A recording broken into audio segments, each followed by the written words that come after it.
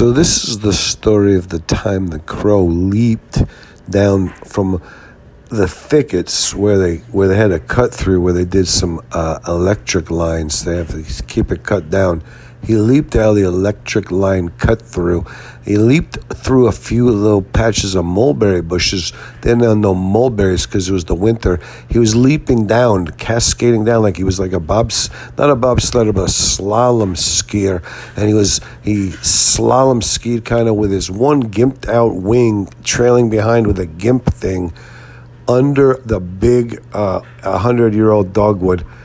He ate a couple of dogwood berries, and then he kept going. He jumped down. He ran across the parking lot of the pro shop, and he crossed the road. He jumped under the guardrail. He fell down the bank, and he started running across 4 Fairway. I was like, a hawk is going to kill this thing. A fox, an owl, maybe a hoot owl could come out and get it. He made it. He scurried up 4 Fairway. Once he got through the bottom of 4 Fairway and went up the hill at 4 Fairway, into 3 Fairway, he crossed over to the 3 Fairway and ran up into the woods. We thought this crow was going to die. I mean, this crow couldn't live. This crow lived 7 or 8 months. At least 9 or 10 months the crow lived.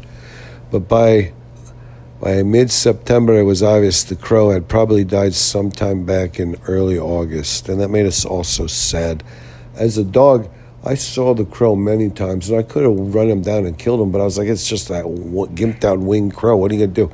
They don't give you trophies for that kind of thing. I might bark at it. I'll bark at it, make it run up in the woods a little faster.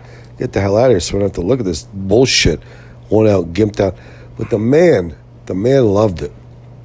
The man and all his friends were like, you see the crow? I threw some corn out to the crow. I threw a crust of bread. I helped the crow. And the other crows, the amazing thing about it, I'm not just an idiotic, stupid dog, but I was amazed that the crows all gathered around the little gimped-out winged dead crow and like hovered around him and protected him and always hung out with him and kept him company.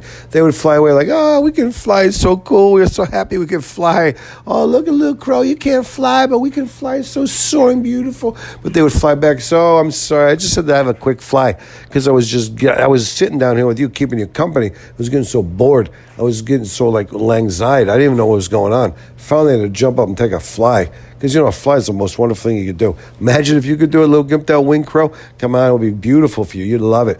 You'd have such a great time if you could jump up and fly, but you never will. Jump up, try to hop and fly and jump up on the lowest bough on a pine tree or some kind of an old tree is sticking down close to the ground, try to scurry up a limb. That would be good for you. But you're not flying away anymore. That's a bad thing for you. But whatever. We're going to hang out with you. And the crows, they would hang out with them and kind of keep them company for a while. They would fly away. In the evenings, they would come back. It was happy. They were condescending. Like, hey, buddy, watch this. I'm going to fly. You can't even come close to flying. Ooh, I'm going to do a loop-de-loop. I'm doing a loop-de-loop. Oh, it's so luxurious. Fluttering down the ground. I want to knock a few feathers out. I don't want to stop flying. It's so wonderful. I love flying that much.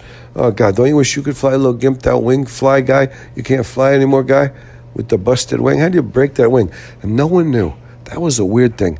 As a dog, I searched my dog recollection. The story's untold how that poor little crow broke his wing.